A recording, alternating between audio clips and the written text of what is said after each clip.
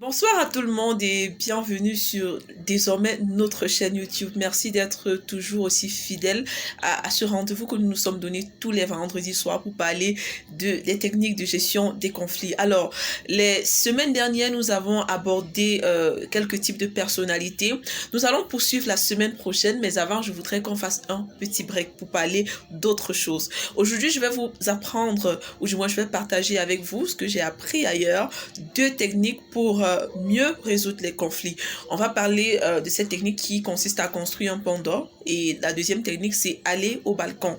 Je pense que pour ceux qui me suivent depuis un bon bout, vous avez une idée de ce que signifie aller au balcon. C'est une technique qui a été développée par le célèbre auteur anglais William Ury. Alors, qu'est-ce que ça signifie aller au balcon? Aller au balcon signifie tout simplement se retirer.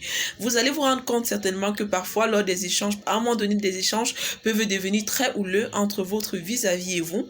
Alors là, dans ce cas de figure, il est sage de souvent se retirer parce que quand on est en colère, il y a des choses que l'on peut dire et regretter plus tard. Donc, il y a un exemple qui est souvent pris, c'est l'exemple d'un pasteur qui accompagnait une dame qui avait toujours des problèmes avec son époux.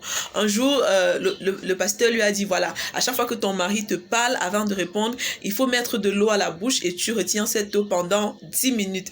Et la femme a essayé la méthode, elle a appliqué la méthode pendant un mois et au bout d'un mois, elle était étonnée, elle est venue dire au pasteur, voilà, ça a marché. Et le pasteur lui a dit, en fait, c'est pas l'eau n'est pas magique, mais c'est le fait que tu te sois abstenu de parler pendant les 10 premières minutes qui ont rendu, qui t'ont permis d'éviter les conflits. Vous voyez un peu, donc, je voudrais nous suggérer, en fait, lorsque nous sommes en train d'échanger avec quelqu'un, de pouvoir prendre un peu de recul parce que ça, c'est très important. Alors, la deuxième chose à faire, c'est la deuxième technique de résolution de conflit que je voudrais partager avec nous en ce vendredi soir, c'est la construction du pont d'or. Construire un pont d'or, qu'est-ce que ça signifie? Quand je dis pont d'or, il y a le mot pont et il y a également cet autre mot qui permet d'avoir plus de précision sur la nature du pont, c'est l'or. On sait généralement que l'or, c'est quelque chose qui a de la valeur à nos yeux. On n'obtient pas de l'or qui veut, mais qui peut. Alors, si on me tend un pont d'or, je serais fière de le traverser bien parce qu'il est en or.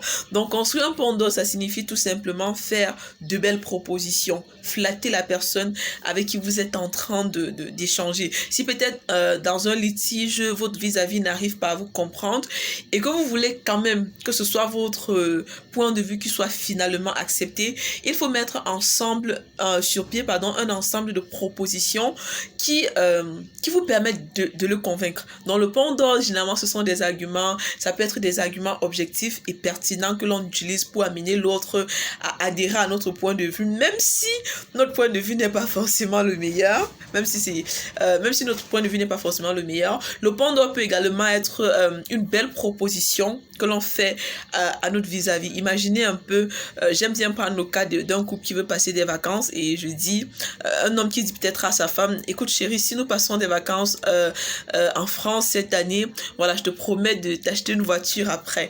Là, c'est quelque chose qu'on utilise pour amener notre vis-à-vis à adhérer à notre point de vue. Voilà brièvement les deux techniques que j'ai voulu partager avec nous ce soir et la semaine prochaine nous allons continuer de parler des différents types de personnalités.